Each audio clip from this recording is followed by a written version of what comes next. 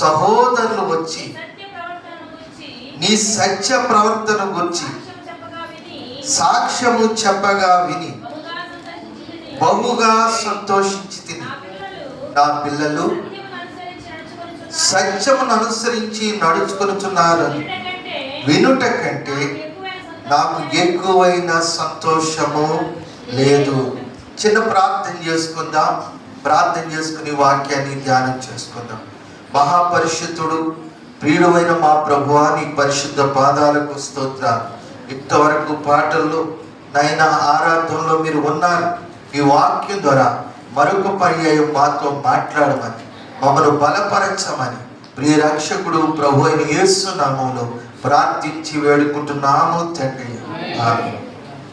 దయచేసి ఎవరు కూడా అల్లరి చేయొద్దు, అటు ఇటు తిరగొద్దు. దేవుని సన్నిధిలో క్రమంగా ఉండాలని ప్రేమతో మనం చేస్తూ ఉన్నాం. ప్రభునందు ప్రియమైన దేవుని బిడ్డలారా, నూతన సంవత్సరములో మనం ఉండవలసినటువంటి విధానాలు.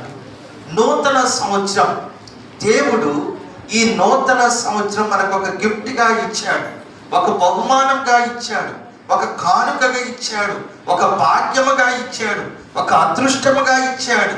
మన శక్తి చేత, మన బలము చేత, మన తెలివి చేత, మన జ్ఞానం చేత ఏది పొందుకోలేదు. దేవుని వాక్యంలో మహాత్మాని అయిన సొలొమోను అంటాడు, దేవుని సెలవు లేక ఆహారం పుచ్చుకొని సంతోషించుట ఎవరి వల్ల అవును. దేవుని యొక్క కృప ఉండాలి. ఏదైనా సంపాదించాలన్నా, ఏ ఉద్యోగం పొందుకోవాలన్నా, ఏ కృపను పొందుకోవాలన్నా దేవుని కొరకు నిలబడాలి. దేవుని యొక్క చిత్తములో ఉండాలని ప్రభు పేరట మనం చేస్తూ ఉన్నాను. కనుక చాలా మంది కూడా అనుకుంటారు, నేను ఏదైనా సాధించగలుగుతాను అనుకుంటారు. దగ్గర దాకా వస్తుంది, వారి జీవితంలో ఎంతో అశాంతికి గురవుతారు. కొన్నిసార్లు మన తెలివి, మన జ్ఞానము, మనకున్న అధికారం, మనకున్న ధనము, మనకున్న బలము, బలగము ఏది మనలను ముందుకు కొనసాగించలేదు. మహాజ్ఞాని అయిన సొలొమోను ప్రసంగి గ్రంథంలో తెలియజేస్తున్నటువంటి అద్భుతమైన మాటను ఈ యొక్క మధ్యాహ్న సమయంలో మీకు తెలియచేయాలని నేను ఆశపడుతున్న ప్రసంగి గ్రంథం, దేవుని పరిశుద్ధ వాక్య గ్రంథములో నుండి ప్రసంగి గ్రంథం 9వ అధ్యాయము 11వ వచనాన్ని చదువుకుందాం.